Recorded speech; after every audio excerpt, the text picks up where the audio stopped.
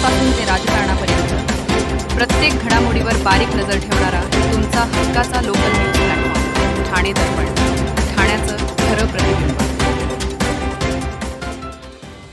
स्त्रीच्या आयुष्यातील एक महत्त्वाचा मात्र अनेकदा दुर्लक्षित राहणारा टप्पा म्हणजे रजे निवृत्ती. या काळात होणारे शारीरिक बदल, मानसिक अस्वस्थता, आजारांची सुरुवात याकडे समाजात फारसे लक्ष दिले जात नव्हते. मात्र आता ही पोकळी भरून काढण्यासाठी महाराष्ट्र सरकारच्या पुढाकारातून ठाणे सिव्हिल रुग्णालयात रजो निवृत्ती कक्ष सुरू करण्यात आला आहे.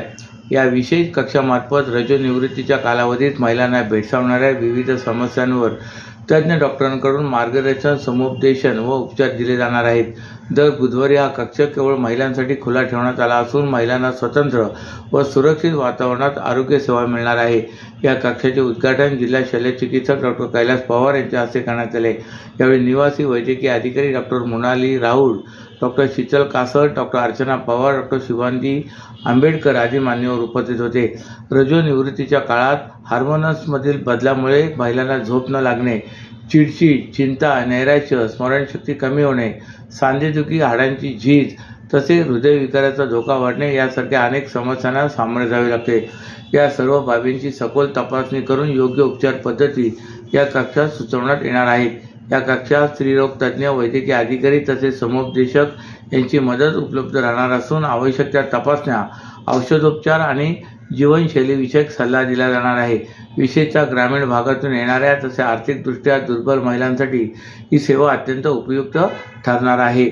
महिलांच्या आरोग्याबाबत जागरूकता निर्माण करणे, वयानुसार होणारे नैसर्गिक बदल लवकर ओळखणे आणि उपचाराचा दर्जा उंचावणे हा या उपक्रमामागील प्रमुख उद्देश आहे. महिलांनी संकोच न बाळगता या रजो निवृत्ती कक्षाचा लाभ घ्यावा असे आवाहन सिव्हिल रुग्णालयाचे जिल्हा शल्यचिकित्सक डॉक्टर कैलास पवार यांनी केले. ठाणे महापालिका निवडणूक प्रचार पूर्ण झाल्यानंतर आता मतदान प्रक्रिया पार पडणार आहे. ठाणे महापालिका क्षेत्रामध्ये 16,49,869 इतके मतदार असून त्यामध्ये 8,63,878 पुरुष आणि 7,85,830 महिला आणि 159 इतर मतदार आहेत.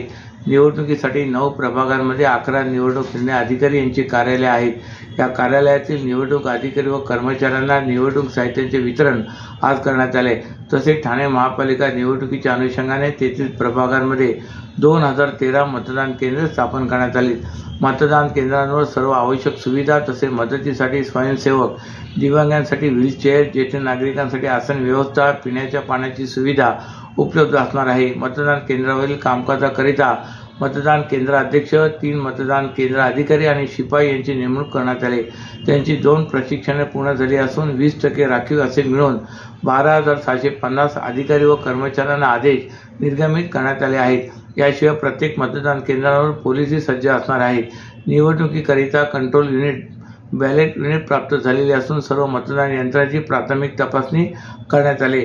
निवडणूक अधिकाऱ्यांचे कार्यालय, स्ट्रॉंग रूम, EVM मशीनचे ठिकाण, मतदान साहित्य वाटपाची ठिकाणे, संवेदनशील व अतिसंवेदनशील मतदान केंद्रे, मतमोजणी ठिकाणे, मुख्य स्ट्रॉंग रूम, चेकपोस्ट आदींवर काटेकोर लक्ष ठेवण्यासाठी निवडणूक प्रक्रियेची पारदर्शकता व सुरक्षा अबाधित राहावी यासाठी आतापर्यंत एकूण 648 CCTV कॅमेरे कार्यान्वित करण्यात आले आहे. या निवडणुकीच्या अनुषंगाने आज सर्व मतदान केंद्रावरील अधिकारी व कर्मचाऱ्यांना निवडणूक साहित्याचं वाटप करण्यात आले. सामाजिक कार्यकर्ते अजय जया यांनी दाखल केलेली जनहित याचिका मुंबई उच्च न्यायालयाने सुनावणीसाठी स्वीकारले. माननीय न्यायालयाने या प्रकरणाला 14 जानेवारी रोजी सर्क्युलेशन मंजूर केले. महानगरपालिका निवडणुकांमध्ये मतदान न घेता उमेदवारांना बिनविरोध निवडून घोषित करण्याच्या पद्धतीला PL आव्हान देते. केवळ एकच उमेदवार शिल्लक राहिला तरीही मतदान घेणे बंधनकारक करावे, जेणेकरून नागरिकांना नोटा या पर्यायासह आपला लोकशाहीचा हक्क बजावता येईल अशी मागणी याचिकेत करण्यात आली. या याचिकेत 6 महानगरपालिका प्रभागांमध्ये मोठ्या प्रमाणावर उमेदवारांनी माघार घेतल्यानंतर निवडणुका बिनविरोध घोषित करण्यात आल्याचा मुद्दा मांडण्यात आला असून अशा प्रकारांमुळे पारदर्शकता, जबाबदारी आणि मुक्त व निष्पक्ष निवडणुकांवर परिणाम होत असल्याचे नमूद करण्यात आले. ही जनहित याचिका ॲडव्होकेट विनोद उतेकर, ॲडव्होकेट श्वेता सराफ व इतर यांच्यामार्फत दाखल करण्यात आली आहे. अजय जया यांनी सांगितलं की ही PL लोकशाही मूल्य बळकट करण्यासाठी आणि नागरिकांच्या घटनात्मक अधिकारांचे संरक्षण संरक्षण करण्यासाठी एक महत्त्वाचे पाऊल ठरणार आहे. सर्व नागरिकांना आवाहन करण्यात येत आहे की सध्या डासांमार्फत पसरणाऱ्या डेंग्यू या आजाराचा प्रसार रोखण्यासाठी प्रत्येकाने पुढील प्रमाणे कार्यवाही करावी. डेंग्यू आजार एडिस इजिप्ती हा डास चावल्याने होतो. या डासांची पैदास साचलेल्या किंवा साचवलेल्या स्वच्छ पाण्यामध्ये होते. 8 दिवसांपेक्षा जास्त दिवस पाणी उघडे व साचून राहिल्यास त्यात डास अंडी घालतात. अंड्यांच्या अळ्या तयार होऊन पुढे डास तयार होतात. यासाठी आपल्या घरातील पाणी साठे उदाहरणार्थ बॅरल्स, पिंपे, टाक्या, हौद, रांजणे इत्यादी दर आठवड्याला रिकामे करून घासून पुसून कोरडे करून पुन्हा भरावे. 1 दिवस कोरडा दिवस म्हणून पाळावा. पाणी साठ्यांना घट्ट झाकणे बसवावीत किंवा जुनी साडी, चादर, धोतर यांनी बांधून झाकून ठेवावीत, म्हणजे डास त्यात जाऊन अंडी घालणार नाहीत. घराच्या गच्चीवर, आजूबाजूला, अंगणात कोठेही पाणी साचू देऊ नये. भंगार सामान उघड्यावर टाकू नये. उदाहरणार्थ टायर्स, प्लास्टिक सामान, कुंड्या, टाकाऊ वस्तू इत्यादी. अशा सामानात पावसाचे पाणी साठून त्यात डेंग्यूच्या डासांची पैदास होते. घरातील कूलर्स, फ्रीजच्या पाठीमागील ट्रे हे देखील वेळोवेळी कोरडे करावेत. लक्षात ठेवा, नुसत्या फवारणीने डास घनता कमी होत नाही, तर त्यासाठी डास पैदास ठिकाणे नष्ट करणे ही आपल्या सर्वांची जबाबदारी आहे. कोणताही ताप अंगावर न काढता जवळच्या शासकीय रुग्णालयात मोफत औषधोपचार घ्या. अशा प्रकारे नागरिकांनी सहकार्य केल्यास डेंग्यूचा प्रसार रोखणे सहज शक्य आहे. आरोप प्रत्यारोप, मतदारांच्या भेटीगाठी असा प्रचार काल 5 वाजता थंडावला. शेवटच्या क्षणापर्यंत उमेदवारांची धावपळ सुरू होती. उन्हातान्हात सर्व पक्ष नेत्यांचे रोड शो, कार्यकर्त्यांच्या बाईक रॅली व मतदारांच्या वैयक्तिक गाठीभेटींवर भर दिला गेला. ठाणे महापालिकेच्या 131 जागांसाठी 649 उमेदवार निवडणुकीच्या रिंगणात आहेत. महिन्याभरापासून विविध प्रभागात प्रचाराची रणधुमाळी सुरू झाली. सुरुवातीला घरोघरी प्रचार करणाऱ्या उमेदवारांनी अखेरच्या टप्प्यात चौक, सभा, सोसायटी, चाळी इमारतीमध्ये जाऊन मतदारांच्या बैठका घेण्याचा धडाका लावला.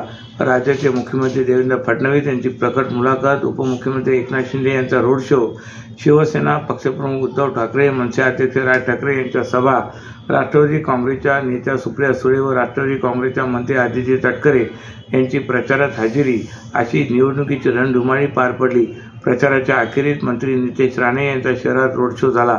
तसेच युवासेना कार्याध्यक्ष पूर्वेश सरनाईक यांनी रोड शो केलाय. शिवसेना खासदार नरेश म्हस्के, भाजपचे माजी खासदार विनय सहस्रबुद्धे, भाजप आमदार निरंजन डावखरे, संजय केळकर, शिवसेना उभाटाचे माजी खासदार राजन विचारे, जिल्हा प्रमुख केदार दिघे, राष्ट्रवादी काँग्रेस शरदचंद्र पवार पक्षाचे आमदार जितेंद्र आव्हाड आणि राष्ट्रवादी काँग्रेसचे ठाणे जिल्हाध्यक्ष नजीब मुल्ला यांनी रोड शो आणि बाईक रॅलीद्वारे मतदारांना साथ घातले. ठाणे महापालिका सार्वत्रिक निवडणुकीसाठी मतदान प्रक्रिया उद्या पार पडणार आहे. या निवडणूक प्रक्रियेसाठी ठाणे महापालिका परिवहन सेवेच्या 250हून अधिक बस आजपासून निवडणूक कामकाजासाठी वापरण्यात येत आहेत. परिणामी ठाणे शहरात बस गाड्यांचा तुटवडा जाणवत असून प्रवाशांचे हाल होत आहेत. प्रवाशांना बराच वेळ बसची वाट पाहत तात्काळ बस थांब्यावर उभे राहावे लागत आहे. ठाणे शहरात डोंबिवली, कल्याण, उल्हासनगर, बदलापूर तसेच मुंबई उपनगरातून हजारो नागरिक नोकरीनिमित्त घोडबंदर, वागळेचिड्या या भागात येतात. ठाणे रेल्वे स्थानक परिसरातील सॅटिस पुलावरून तसेच गावदेवी मैदाना शेजारी असलेल्या बस आगारातून TMT बस गाड्या शहराच्या विविध भागात सोडल्या जातात. तर सॅटिस पुलाखाली मीटर रिक्षांचा थांबा आहे. ठाणे रेल्वे स्थानक परिसराला लागून असलेल्या गावदेवी मंदिर परिसर, बी कॅबिन, गावदेवी मैदान या ठिकाणाहून शहरातील विविध भागात जाण्यासाठी शेअर रिक्षांचे थांबे असून परंतु अनेकदा शहरातील रिक्षा चालकांचा मनमानी कारभार आणि जादा भाडेदर आकारणे यामुळे अनेक प्रवासी TMT बस गाड्यांवर अवलंबून असतात. सध्या ठाणे शहरात दररोज 400च्या आसपास TMT बस गाड्या धावतात. ही बस संख्या प्रवाशांच्या तुलनेत अत्यंत तुरळक असल्याने प्रवाशांचा बराचसा वेळ बस थांब्यावर जात आहे. त्यात महापालिका निवडणुकीच्या पार्श्वभूमीवर उद्या शहरातील 75% बस गाड्या निवडणूक कामासाठी उपलब्ध करून देण्यात आल्या आहेत. परिणामी बुधवारी बस गाड्या तुरळक प्रमाणात उपलब्ध असल्यामुळे सकाळी नोकरीसाठी निघालेल्या नागरिकांचे प्रचंड हाल झाले. अशाच नव्या आणि ताज्या बातम्यांसाठी ठाणे दर्पणच्या पेजला लाईक करा आणि फॉलो करायला विसरू नका.